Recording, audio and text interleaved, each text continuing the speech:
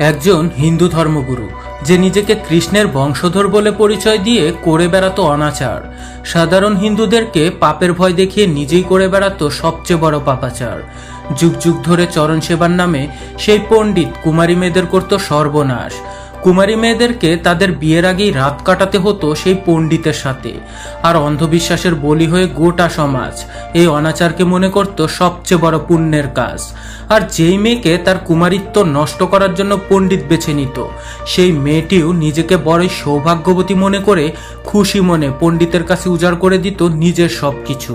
হ্যাঁ বন্ধুরা, আমাদের আজকের সিনেমার কাহিনী শুধু কোনো গল্প নয়, এটা 1800 শতাব্দীতে ঘটে যাওয়া ভারতের একটি সত্য ঘটনার উপর ভিত্তি করে নির্মিত। যখনকার মানুষ তাদের অন্ধবিশ্বাসের কারণে এক ধর্মগুরুকে কৃষ্ণের বংশধর মনে করে তাদের কুমারী মেয়েদেরকে নিজেরাই খুশি খুশি পাঠিয়ে দিত চরণ সেবার নামে সেই ধর্মগুরুর সাথে যৌনাচার করতে। শুধু এখানেই শেষ নয়, অন্ধবিশ্বাসী লোকেরা তাদের মেয়েদেরকে সেই পণ্ডিতের সেবায় পাঠিয়ে দিয়ে সেসব আবার দেখত নিজ চোখে, কারণ তাদের বিশ্বাস ছিল এতে তারা পাপ মুক্ত হবে। বন্ধুরা, পাপ মুক্তির নামে করা সবচেয়ে বড় পাপের শেষ হয়েছিল কিভাবে, নাকি সেই পাপ এখনো চলছে, জানতে হলে দেখো সম্পূর্ণ সত্য ঘটনার উপর ভিত্তি করে নির্মিত আমাদের আজকের সিনেমার ঘটনা প্রবাহ। সাল 1832। গুজরাটের ভাডাল নামে এক গ্রামে বৈষ্ণব পরিবারে জন্ম হয় এক পুত্র সন্তানের। বাবা আদর করে বাচ্চাটার নাম রাখে কারসান দাস। ছোটবেলা থেকেই কারসানের জানার আগ্রহ ছিল প্রচুর। যেমন একদিন পুজোর সময় পণ্ডিতকে আগুনের মধ্যে কলা ফেলতে দেখে জিজ্ঞেস করে, এটা করলে কি হবে? উত্তরে পণ্ডিত বলে, আগুন এই কলাকে ভগবানের কাছে পৌঁছে দেবে। যা শুনে কারসান বলে, আগুন কি তাহলে ভগবানের ঠিকানা জানে? যা শুনে পণ্ডিত মশাই নিজেই চিন্তায় পড়ে যায়। কারসান এরকম অনেক প্রশ্নই বড়দের করে বেড়াতো, যার সঠিক উত্তর তাকে কেউ দিতেই পারত না। পরিবারের সবার আদরের হলেও খুব বেশি দিন কারসানের ভাগ্যে মা বাবার আদর জোটে না, কারণ মাত্র 10 বছর বয়সেই কারসান তার মাকে হারায়। আর তার বাবা আরেকটা বিয়ে করে নেওয়াতে কারসানকে চলে আসতে হয় বোম্বেতে, তার মামার বাড়ি। বোম্বে তখন ছিল সবচেয়ে আধুনিক শহর, যেখানে তখন আইন চলতো ব্রিটিশদের, কিন্তু হুকুম চলতো বৈষ্ণব সম্প্রদায়ের পণ্ডিতদের। বৈষ্ণবদের 7টা মহল ছিল তখন সেখানে, আর সবচেয়ে বড় মহলকে বলা হতো হাভেলি।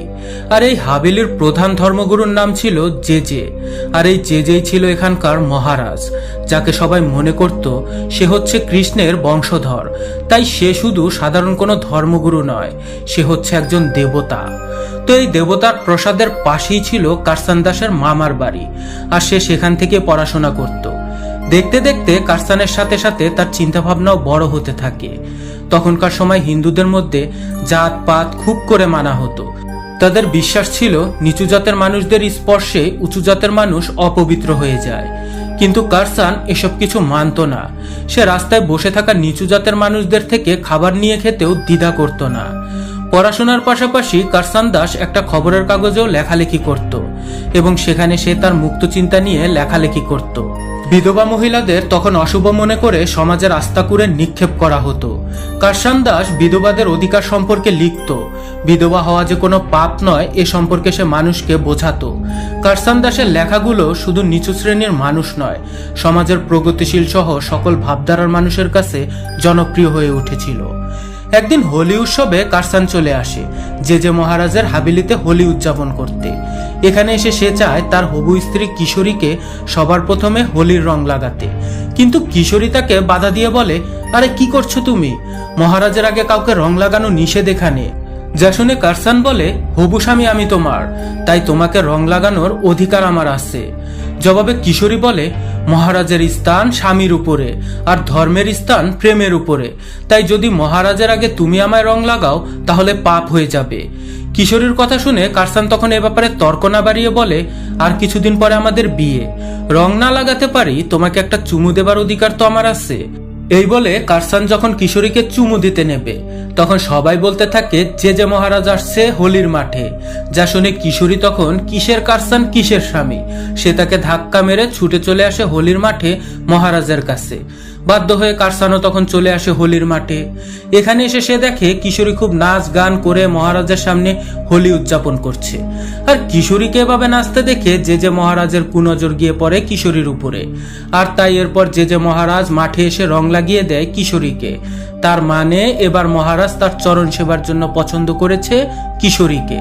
এতে কিশোরী আর তার মা খুশিতে বাকবাকুম করতে থাকে, কারণ হোলির মাঠে এত মেয়ে থাকতে মহারাজ শুধু কিশোরীকে আজ রাতে তার চরণ সেবার জন্য বাছাই করেছে। এর চেয়ে পরম পুণ্যের কাজ কি আর বা হতে পারে। এসব কিছু ভাবতে ভাবতেই তারা খুশিতে গদগদ হয়ে যাচ্ছে। তো কিশোরীর মা তখন কিশোরীকে নিয়ে এসে জেজের রুমে পাঠিয়ে দেয় চরণ সেবার জন্য। আর অন্যদিকে কারসান দাস খুঁজে বেড়াচ্ছে কিশোরীকে। এদিকে কিশোরী যখন জেজের রুমে আসে তখন সে দেখে খুব সুন্দর পরিপাটি করে রাজকীয় একটা বিছানা তৈরি করে রাখা হয়েছে। আর জেজে একটা দোলনাতে কৃষ্ণের মতো ভাব ধরে শুয়ে আছে। কিশোরী জেজেকে দেখে ভক্তি করে হাত জোর করে প্রণাম করলে জেজে তখন কিশোরীর কাছে এগিয়ে আসে। অন্যদিকে বাহিরে কারসান দাস তো কিশোরীকে এখনো খুঁজেই যাচ্ছে। কারসান তখন কিশোরীর ছোট বোন দেবীকে দেখে তাকে জিজ্ঞেস করে কিশোরী কোথায় আছে। দেবী তখন বলে, কারসান ভাই, কিশোরীকে তো জেজে মহারাজ তার চরণ সেবার জন্য পছন্দ করেছে। দিদি তাই গেছে মহারাজের চরণ সেবা করতে। এই খুশিতে তো আজ আমাদের বাড়িতে মিষ্টি বানানো হচ্ছে। এটা শুনে কারসান দেবীকে আর কিছু না বলে সে চলে যায় জেজের রুমের দিকে চরণ সেবা দেখতে। আসলে কারসান জানতো না যে চরণ সেবা আসলে কিভাবে করানো হয় কুমারী মেয়েদের দিয়ে। এদিকে জেজের হাবিলিতে দেখা যায় একজন লোক তার ছেলেকে সাথে নিয়ে এসেছে চরণ সেবা দেখতে। লোকটা তখন জেজের সহকারীকে একটা স্বর্ণের চেন দিলে সহকারী তখন লোকটিকে বলে, সোজা উপরে চলে যাও আর চুপচাপ জানালা দিয়ে দেখবে। কিছুক্ষণ পর কারসানও সেখানে চলে আসে। আর সে কিশোরী কিশোরী বলে জোরে জোরে চিৎকার করলে সহকারী তাকে জানায় কিশোরী মহারাজের চরণ সেবায় ব্যস্ত রয়েছে, এখন কেউ ভেতরে যেতে পারবে না। তখন কারসান সেই সহকারীকে বলে, আমি কিশোরীর হবু স্বামী। যা শুনে সহকারী তখন হাত জোর করে ক্ষমা চেয়ে বলে, ও আমার ভুল হয়েছে। আপনি যেহেতু কিশোরীর হবু স্বামী তাই আপনার অধিকার রয়েছে চরণ সেবা দেখার। এই বলে সে কারসানকেও পাঠিয়ে দেয় উপরে চরণ সেবা দেখতে। অন্যদিকে আমরা দেখি কিশোরীকে যে মহারাজের চরণের সামনে বসেছে তার সেবা করতে। কিন্তু যে মহারাজ তার এমন সুন্দরী ভক্তের স্থান তার এই দু চরণে না দিয়ে কিশোরীকে টেনে নিয়ে তার 3 নাম্বার চরণের উপর বসিয়ে এখন উল্টো নিজেই সে কিশোরীর সেবা করা শুরু করে। ওদিকে কারসান উপরে এসে দেখে যে মহারাজের ভক্তরা সবাই হাত জোর করে দাঁড়িয়ে পরম ভক্তি সহকারে চরম সেবা দেখছে। আর কিশোরীর বাবাকে দেখা যায় যে তার মেয়েকে মহারাজের চরণ সেবা করতে দেখে খুশিতে কেঁদে ফেলছে। কারণ বন্ধুরা, এই অন্ধভক্তরা অন্ধের মতো এটা বিশ্বাস করত যে যেসব মেয়েরা মহারাজের চরণ সেবা করার সুযোগ পাবে সেসব মেয়েরা তাদের পরিবারের সবাইকে নিয়ে মৃত্যুর পরে স্বর্গে চলে যাবে। তো এরপর কারসানও চরম সেবা দেখার জন্য যখন একটা জানালা খোলে তখন সে দেখে তার হবু স্ত্রী কিশোরী জেজের 3 নাম্বার চরণের উপর বসে সেটা সেবা করছে। যা দেখে রাগে ক্ষোভে কারসান তখন চিৎকার করে ওঠে আর নিচে নেমে এসে সে মহারাজের রুমে ঢুকে পড়ে। চরণ সেবায় বিঘ্ন ঘটানোয় জেজের যেসব ভক্তরা যারা উপর থেকে দেখছিল তারা সবাই কারসানের উপর ক্ষেপে গিয়ে বলতে থাকে, পাপী, মৃত্যুর পরে তুই নরকে যাবি। কারসান তখন ওদের কথার কোনো প্রতিবাদ না করে জেজেকে বলে, এটা তুমি কি করলে আমার হবু স্ত্রীর সাথে? জবাবে তখন জেজে বলে, চরণ সেবা শুধু সেবা নয়, এটা পরম্পরা। ভক্তরসকে তুমি কামরস ভেবে ভুল করছো।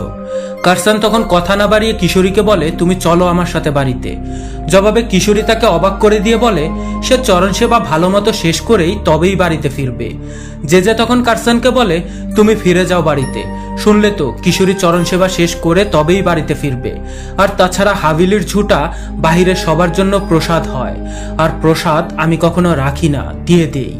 যা শুনে কারসান তখন রাগে কাঁপতে কাঁপতে বলে, ঝুটা খাওয়ার অভ্যাস আমার নেই, তাই হোক ঝুটা বা প্রসাদ সেটা তুমি রেখে দাও। এই বলে সে বেরিয়ে আসে হাবিলি থেকে। আর বাড়ি ফিরে এসে সে তার ভালোবাসাকে অন্ধবিশ্বাসের কাছে নষ্ট হতে দেখে দরজা বন্ধ করে খুব কাঁদতে থাকে। তো পরদিন সকালে কারসান দাস চলে আসে তার কলেজে। তখন দেখা যায় কিশোরী এসে বেলাজের মতো কারসানের সাথে কথা বলার চেষ্টা করে। কারসান চুপচাপ এড়িয়ে যেতে চাইলেও কিশোরী তাকে বলে, হাবিলিতে যা কিছু হয়েছে সেটা সেবা ছিল। একমাত্র সৌভাগ্যবতীদের নসিবেই তা মিলে। যা শুনে কারসান তাকে বলে, ভালো মন্দের বিচার করার জন্য ধর্ম নয়, বুদ্ধির প্রয়োজন হয়, যা নেই তোমার কাছে। 4 বছর ধরে অপেক্ষা করে আছি তোমাকে বিয়ে করার জন্য। আজ পর্যন্ত আমার হাত ধরতেও ভয় পাও তুমি। সেই তুমি কিভাবে জেজের সাথে সহবাস করলে? একজন ভণ্ড পণ্ডিত তোমাকে ব্যবহার করে ঝুটা বলছে, আর এসব শুনে তুমি কিভাবে নিজের মধ্যে গর্ব অনুভব করো? কিশোরী তখন গর্ব করেই বলে, আমি একমাত্র মেয়ে না যে গিয়েছে সেই হাবিলিতে, আর আমার আগেও অনেকে গিয়েছে, আর আমার পরেও অনেকে যাবে। আর চরণ সেবা করে কোনো পাপ করিনি আমি, বরং এতে আমার সকল পাপ মুছে গেছে। জবাবে কারসান বলে, তুমি যা করেছো সেটাকে বলে রেওয়াজ পালন, কোনো ধর্ম পালন নয়। ধর্ম মানুষকে সভ্য করে, অসভ্য নয়। এত সব কথার পরেও কিশোরী নিজেকে নির্দোষ ভাবলে কারসান তাকে বলে, বাবাকে বলে দিব পঞ্চায়েতে জরিমানা দিয়ে বিয়ে ভেঙে দিতে, কারণ কারো ঝুটা খাবার খাওয়ার ইচ্ছে আমার নেই। এই বলে কারসান চলে গেলে কিশোরী কাঁদতে কাঁদতে চলে আসে জেজের চরণে। সবকিছু শুনে জেজে বলে, যা কিছু হয় ঈশ্বরের ভালোর জন্যই হয়। তুমি আজ থেকে আমার খাস ভক্ত হয়ে আমার সেবা করবে, এতে তোমার পুণ্য আরো বেড়ে যাবে। তো ভণ্ড জেজে তার অন্ধভক্তকে দিয়ে এই সুযোগে আরো কিছুদিন তার 3 নম্বর চরণে সেবা করিয়ে নেয়। আর কিশোরীও জেজেকে খাস সেবা করতে পেরে কারসানকে হারানোর সব দুঃখ কষ্ট ভুলে যায়। তো একদিন কিশোরী ঘুম থেকে জেগে এক দাসীকে জিজ্ঞেস করে, জেজে কোথায় গেছে? জবাবে দাসী তাকে বলে, হয়তো জেজে পুজো করতে গেছে। তো কিশোরী এরপর জেজেকে খুঁজতে মন্দিরের কাছে এলে সে শোনে রুমের ভেতরে জেজে মহারাজ কাউকে বলছে, সেবা 3 ধরনের হয়। প্রথম ধন সম্পদ দিয়ে, দ্বিতীয় মন দিয়ে, আর তৃতীয় শরীর দিয়ে। ধন আর মন দিয়ে সেবা করার জন্য আমার অনেক ভক্ত আছে। তুমি কি তোমার শরীর দিয়ে সেবা করে আমার কাছের ভক্ত হবে?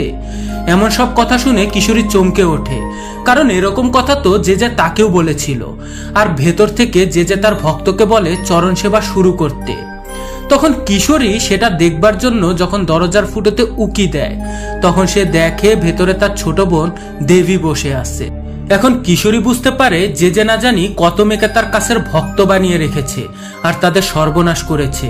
তো এরপর কিশোরী দরজা খুলে ভেতরে চলে আসে, আর তার বোনকে সেখান থেকে বের করে দিয়ে জেজেকে সে বলে, ও বোন হয় আমার, সেবার নামে প্রতারণা করেন আপনি সব মেয়েদের সাথে। অনেক বিশ্বাস করেছিলাম আপনাকে, ভেবেছিলাম আপনিই ভগবান, কিন্তু না, আপনি তো একটা ভণ্ড যে ভগবানের নাম করে ভক্তদের সাথে প্রতারণা করে। এই বলে সে তার বোনকে নিয়ে টানতে টানতে বাড়িতে নিয়ে আসে, মানে তার বোন আসতে চাচ্ছিল না আর কি। তো বাড়িতে আসার পর কিশোরীর বোন খুব রাগ করে বলতে থাকে, চরণ সেবার জন্য যখন তুমি জেজের কাছে গিয়েছিলে তখন তো খুব খুশি ছিলে, বাড়িতে মিষ্টি বানানো হচ্ছিল, তবে আমার বেলায় কেন এত আপত্তি তোমার? হিংসে হয় নাকি? কিশোরী তখন কিছু না বলে কাঁদতে থাকলে দেবী জিজ্ঞেস করে, দিদি কি হয়েছে তোমার? কিশোরী কাঁদতে কাঁদতে বলে, অনেক বড় ভুল করে ফেলেছি আমি। যে শরীরের উপর কারসানের অধিকার ছিল, আমি তার জেজের মতো এক ভণ্ডকে উজাড় করে দিয়েছি। মৃত্যুর পরে স্বর্গ পাবার আশায় বেঁচে থেকে জীবনকে আমি নরকে ফেলে দিয়েছি। সে তার বোনকে আরো বলে, জেজের ফাঁদে পড়ার কারণে কারসান বিয়ে ভেঙে দিয়েছে। যা শুনে দেবী তখন তার আঁচলে একটা গিট দিয়ে বলে, মা সব সময় যে কোনো মান্যত পুরা করার জন্য এভাবেই আঁচলে গিট দিয়ে রাখে, তাই যেদিন কারসান ভাইয়ের সাথে তোমার গ্যাঞ্জাম মিটবে সেদিনই এই আঁচলের গিট খুলবো আমি। অন্যদিকে কারসানের মামা কারসানকে খুব বকাবকি করছে বিয়ে ভেঙে দেবার জন্য। কারসানকে সে বলে, চরণ সেবা করা কোনো পাপ নয়, কিশোরী যা করেছে তোমার মামিও একটা সময় তাই করেছে।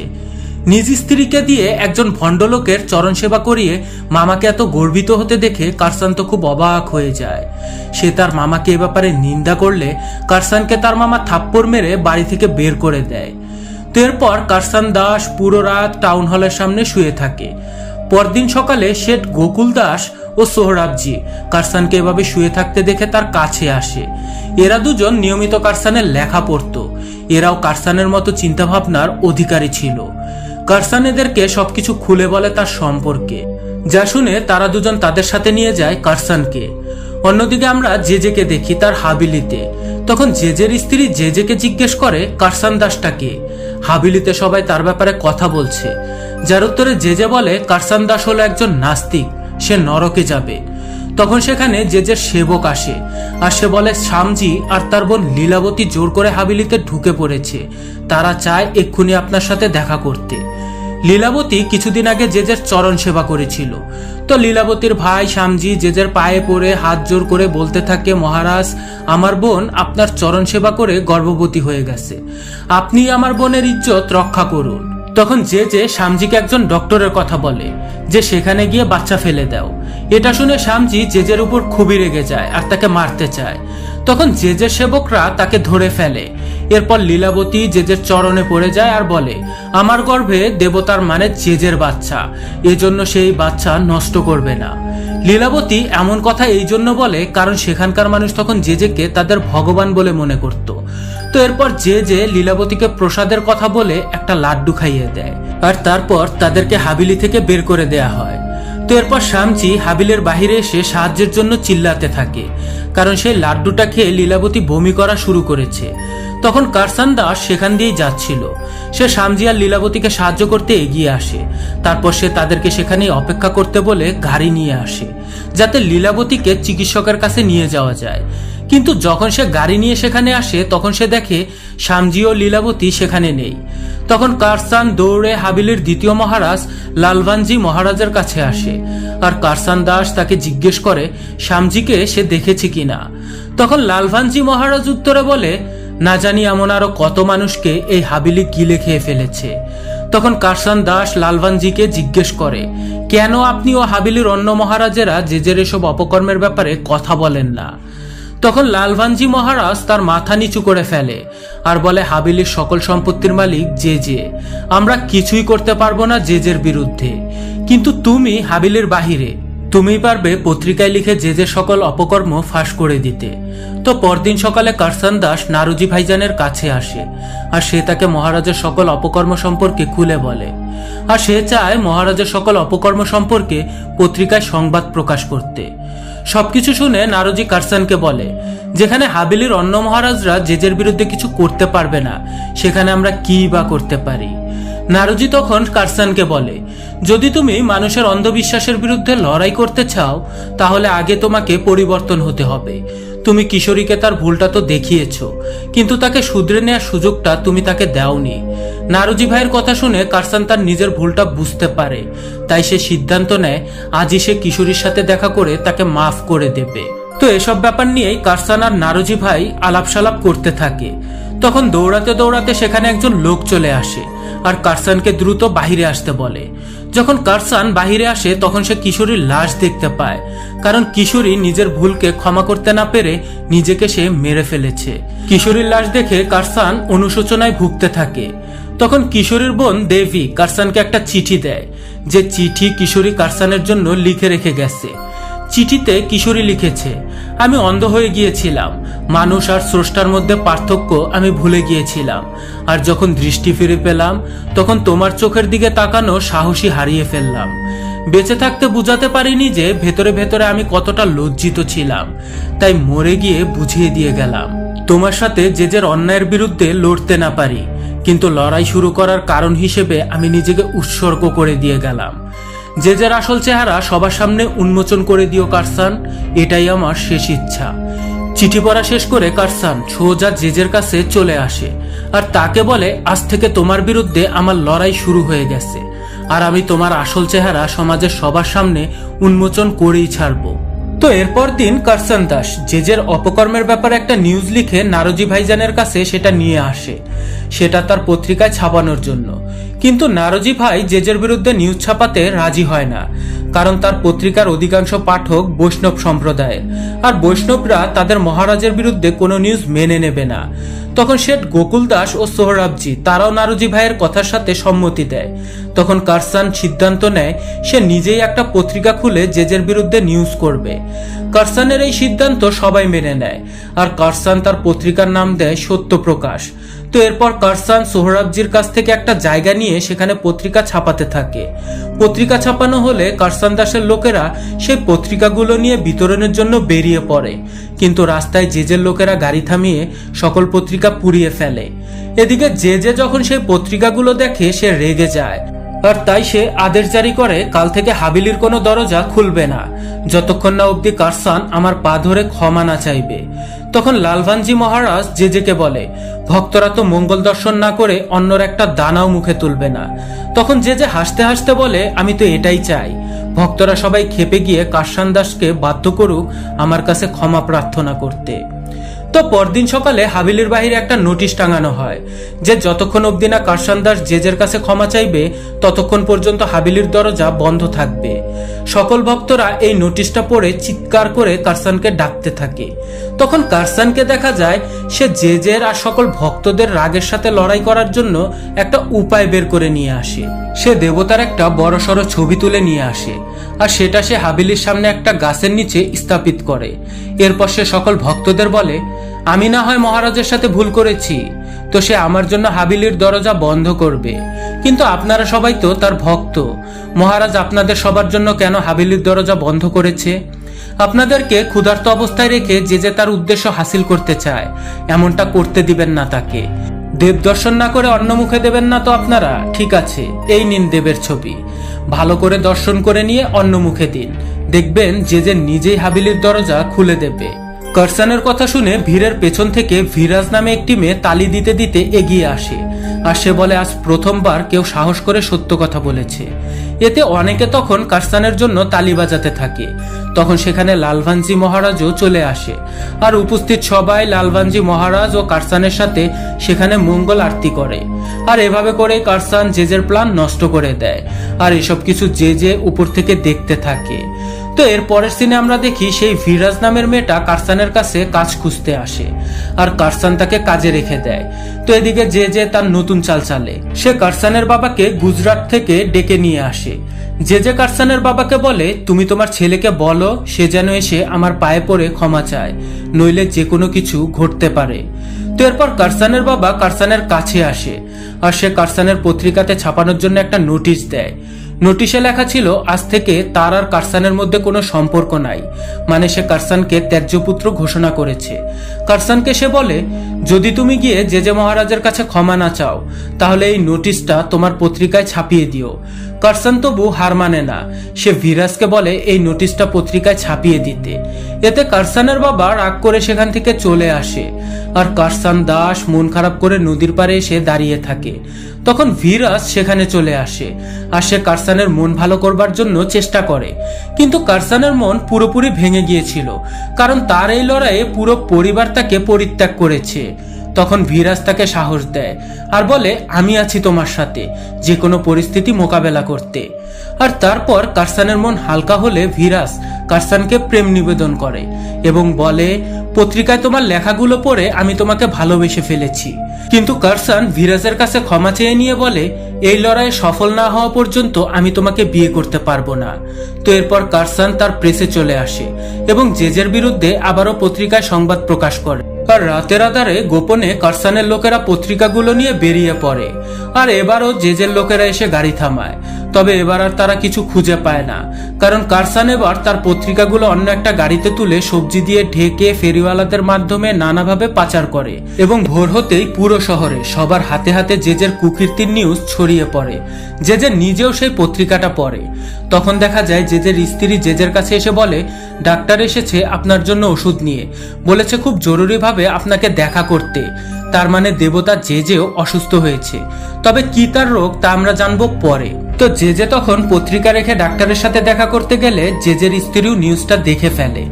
এদিকে হাবিলির দরজা বন্ধ করে রাখায় জেজের দান দক্ষিণা কিছুই পাচ্ছিল না, কারণ সকল ভক্তরা হাবিলের বাহিরেই তাদের পূজা করতে থাকে। তাই বাধ্য হয়ে একটা সময় সে নিজেই হাবিলির দরজা খুলতে বাধ্য হয়। তবে এবার সে সবার মধ্যে একটা পরিবর্তন লক্ষ্য করে। ভক্তরা তো আসছিল ঠিকই পূজা অর্চনা করতে, কিন্তু যখনই যে কোনো মেয়েকে পছন্দ করছিল তার দু চরণের মাঝে থাকা চরণটা সেবা করানোর জন্য, তখনই সবাই কোনো না কোনো একটা বাহানা বানিয়ে সেখান থেকে চলে যাচ্ছিল। যে বুঝতে পারে ভক্তদের মাঝে তার জন্য ভক্তি কমে যাচ্ছে, এজন্য সে তখন ক্ষিপ্ত হয়ে কারসানের বিরুদ্ধে 50,000 টাকার মানহানি মামলা করে। মামলার কথা শুনে কারসান চিন্তায় পড়ে, কারণ তার হাতে জেজের বিরুদ্ধে কোর্টে সাক্ষী দেবার জন্য কেউ ছিল না। তখন শেঠ গোকুল দাস কিছু সাক্ষীদের সাথে নিয়ে কারসানের কাছে আসে, যারা জেজের বিরুদ্ধে কোর্টে সাক্ষী দিতে রাজি ছিল, কারণ তাদের বউ বেটিকে দিয়েও জেজে তার চরণ সেবা করিয়ে নিয়েছিল। সাক্ষী হাতে পেয়ে কারসানের লড়াই করার স্পৃহা আরো একবার জেগে ওঠে।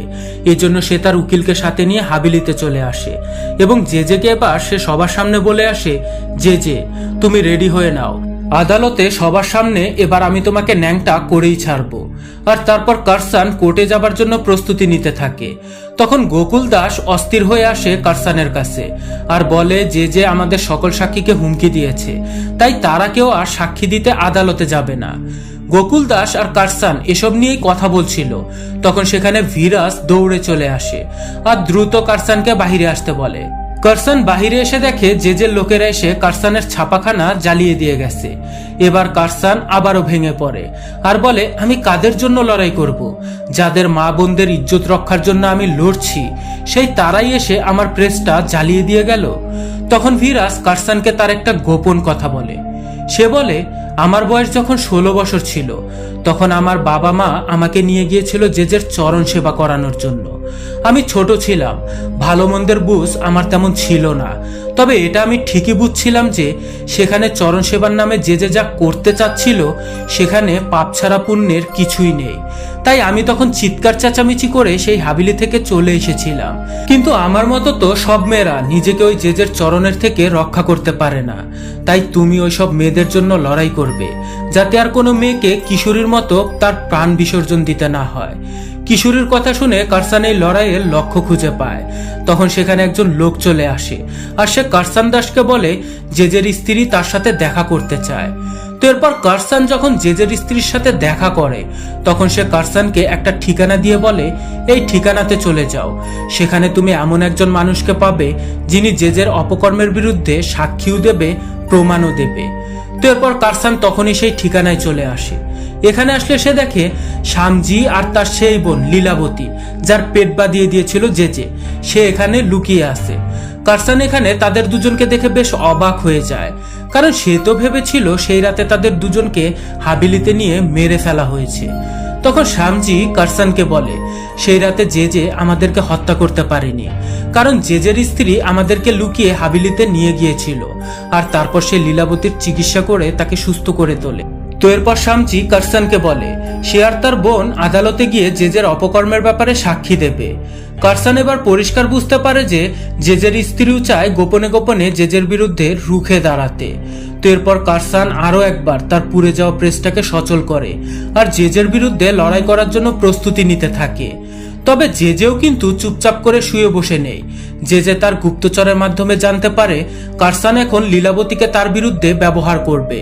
তাই জেজে একদিন কারসানকে হাবিলিতে ডেকে নিয়ে আসে আর বলে, মামলায় তুমি হেরে যাবে, তাই এখনো সময় আছে, আমার চরণ ধরে ক্ষমা চেয়ে নাও, আমি তোমাকে মাফ করে দেব। জবাবে কারসান বলে, আমি ক্ষমা চাইব না তোমার কাছে, বরঞ্চ তুমি আমার কাছে কোর্টে ক্ষমা চাইবে সবার সামনে। এই বলে কারসান চলে যেতে নিলে জেজে তাকে থামিয়ে বলে, ঠিক আছে, তুমি যেহেতু হাবিলিতে এসেই পড়েছ, তবে একটু প্রসাদ খেয়ে যাও। এই বলে সে লীলাবতীকে ডাকতে থাকে। তখন অবাক হয়ে কারসান পেছন ফিরে তাকালে সে দেখে লীলাবতী জেজের সহকারীর হাত ধরে বেরিয়ে আসছে। আসলে জেজে যখন জানতে পারে কারসান লীলাবতী ও তার ভাইকে সাক্ষী হিসেবে ব্যবহার করবে, তখন জেজে লীলাবতীর ভাইকে খুন করে লীলাবতীকে তুলে নিয়ে এসে রাতারাতি তার সেবকের সাথে বিয়ে করিয়ে দেয়, যাতে আদালতে এটা প্রমাণিত হয় যে লীলাবতীর পেটের বাচ্চা জেজের সেবকের, জেজের নয়। কারসান জেজের পরিকল্পনা দেখে ক্রোধান্বিত হয় আর সে মনে মনে সংকল্প করে জেজেকে সে শিক্ষা দিয়েই ছাড়বে। তো কোর্টের তারিখ চলে আসে আর জেজের লাখো ভক্ত কোর্টের সামনে দাঁড়িয়ে থাকে। জেজে যখন আদালতে চলে আসে তখন দেখা যায় জেজের ভক্তরা সবাই মাটিতে শুয়ে পড়ে নিজেদের হাত বিছিয়ে দেয়, কারণ ভক্তরা তাদের দেবতার পা কখনো মাটিতে লাগতে দেবে না। আর জেজে মহারাজ ভক্তদের হাতের উপর দিয়ে হেঁটে আদালতে প্রবেশ করে নিজের ক্ষমতা জাহির করে। আদালত কক্ষে আসার পর কারসানের উকিল জেজের ব্যাপারে জিজ্ঞাসাবাদ করার জন্য জেজের ব্যক্তিগত চিকিৎসককে ডেকে আনে। ডক্টর তখন সবাইকে বলে জেজের চান্দিকা রোগ মানে গনেরিয়া হয়েছে, আর গনেরিয়া একজন পুরুষের তখনই হয় যখন সে অনেক মহিলাদের সাথে মেলামেশা করে। কিন্তু চতুর যে ডক্টরের কথাকে মিথ্যা প্রমাণ করতে বলে, ডক্টর ভুল শুনেছে। আমি তার কাছ থেকে চান্দিকা রোগের ওষুধ কখনোই নেইনি, নিয়েছিলাম চান্দাকা রোগের ওষুধ, যা এক প্রকার ফোড়া ছাড়া অন্য কিছু নয়। ডক্টর হয়তো আমার কথা শুনতে ভুল শুনেছিল, এই বলে যে কাল্টি মারতে নেয়। কিন্তু ডক্টর তখন জোর দিয়েই বলে জেজের রোগ চান্দাকা নয় চান্দিকা, অর্থাৎ জেজের গনেরিয়ায় হয়েছে। যদি আমার কথা বিশ্বাস না হয়, কোর্ট তাহলে অন্য যে কোনো ডাক্তারকে ডেকে নিয়ে এসে তার মেডিকেল চেক আপ করাতে পারে। তো এখানে যে অবশেষে ফেসে যায়। তারপর জিজ্ঞাসাবাদের জন্য জেজের সহকারীকে ডাকা হয়। তাকে জিজ্ঞেস করা হয়, লীলাবতী কি আপনার স্ত্রী? তখন সে বলে, হ্যাঁ, লীলাবতীর স্বামী আমি, আর তার পেটের বাচ্চার একমাত্র বাবা আমি। উকিল তখন বলে, আমি তো আপনাকে লীলাবতীর পেটে কার বাচ্চা এ সম্পর্কে কিছুই জিজ্ঞেস করিনি। মানে সে অগ্রিম কথা বলতে গিয়ে ফেসে যায়। আর তাই কারসানের উকিল সবাইকে বলে, লীলাবতীর পেটের বাচ্চার বাবা জেজে। আর জেজে নিজেকে এই দায় থেকে মুক্ত করতে গত রাতেই সে তার সহকারীর সাথে লীলাবতীর বিয়ে দিয়ে দেয়। কারসানের উকিলের ওকালতি পেশ জেজের আর সহ্য হয় না, তাই সে উকিলকে সাবধান করে দিয়ে বলে, বাহিরে যে জনতা দাঁড়িয়ে আছে তারা কিন্তু তাদের দেবতার অসম্মান সহ্য করবে না, তাই যা কিছু বলবা মুখ সামলে বলো। তো জেজের হুমকিতে কোর্টই তখন ভয় পেয়ে যায়। তাই কারসান এবার নিজেই চলে আসে জেজের পর্দা ফাঁস করতে। কোর্টে থাকা সমস্ত লোককে কারসান বলে, চরণ সেবার নামে কোনো প্রথা আমাদের ধর্মে নেই। চরণ সেবার নামে মেয়েদেরকে পণ্ডিতদের বিছানায় পাঠিয়ে দেওয়ার মধ্যে পুণ্যের কিছুই নেই, এটা মহাপাপ। ধর্ম অনুযায়ী একজন স্ত্রীর উপরে একমাত্র অধিকার থাকে তার স্বামীর। তাহলে এমন আজগবি নিয়ম এলো কোত্থেকে যে স্ত্রী লোককে প্রথমে মহারাজ ভোগ করবে আর তারপর তার স্বামী? এরপর কারসান আরো অনেক বড় বড় কিছু যুক্তি এর সপক্ষে তুলে ধরে এবং সে তার শেষ কথায় বলে, সবকিছু দেখার পরেও যে অন্ধ হয়ে থাকবে থাকুক, আর যদি কেউ আমাকে সমর্থন নাও করে তবুও আমি একাই লড়ে যাব এই জেজের বিরুদ্ধে। জেজের মধ্যে শুরু থেকেই একটা ওভার কনফিডেন্স ছিল যে জেজের বিরুদ্ধে লড়াই করার জন্য কারসান তার পাশে কাউকে খুঁজে পাবে না।